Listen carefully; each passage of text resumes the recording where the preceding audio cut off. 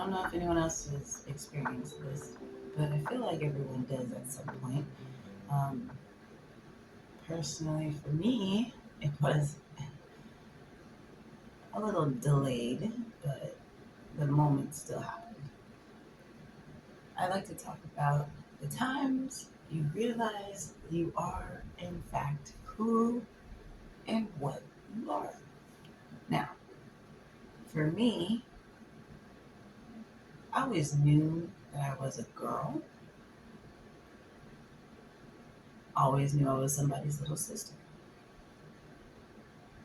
and daughter and older sister. But something I did not understand was what made me less capable than the boys my same age, especially the ones, I was a tall kid, especially the ones that were same height as me. What was that about? Fast forward to 10 years old, I've lived my life as if I could be running with all the little kids in any group. Fast forward to 10 years old, fifth grade.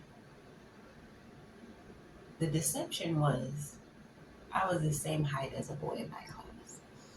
And we were getting into it, a little lighthearted talking mess, and I'll say the beginning stages of who I am today. And I pushed the conversation past talking. I decided to get up and tell this boy we can fight. I realized that day that I was not a boy. And to be clear, no, I did not fight him. No, no, no, no. We never got to that point. But I did get pushed. Now, it's not funny, but the way I'm remembering the story and the way that um, my body remembers the story is talking my mess, walking up to this boy. He's telling me over and over, leave me alone, leave me alone, just leave me alone. And I'm friends with this person, so I'm thinking, oh no, not your wish will not be granted here. And in the process of him warning me, hey, if you don't leave me alone, I will do something.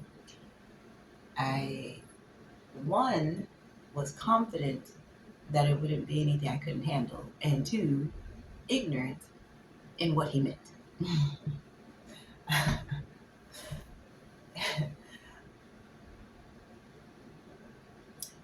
I got the wind knocked out of me that day. And let me tell you, all he did was push me away from him. His God given right of someone that's in his face. Keep trying to tell him you're not going to do nothing. And I guess those were challenging words. Anyway, so I recognize my folly as I'm sliding across the ground of our fifth grade classroom in front of the entire class, and the wind is out of my chest. There was a moment of disbelief, I'll be honest. The air being out of my chest was the main one. Being on the ground so quickly. But I think the biggest portion of the surprise was this ground was carpeted. It was it was it was an industrial carpet, and I had on jeans, a jacket, a backpack, and none of those factors stopped me from sliding from the impact of him pushing me. Pushed, not hit, not thrown, pushed. I wasn't disbelief. Um, absolute. So what did my dumbass do? got up, went back to his face, and dared him to do it again. Not because I didn't get the wind knocked out of me, not because I didn't feel the impact of his fury, but because I did not believe that that actually happened. And it happened again. It's like tasting a food, and you thought you were like, oh no, that's nasty. I could be wrong. I could be very wrong. Maybe it's something else I ate was the reason that I think this. The second bite always confirms that first bite. You have to give everything a chance, as they say. I knew that day, and since then, that I was a girl in the purest form of what makes us different. And it wasn't again until, puberty where I really understood the differences. However, it didn't stop me from getting my wind. I feel like I was robbed for my win twice in a row, but it doesn't matter.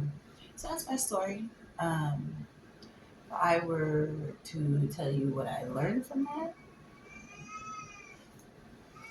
it's to accept your womanhood and use it for what it's to accept that manhood and womanhood are places that exist.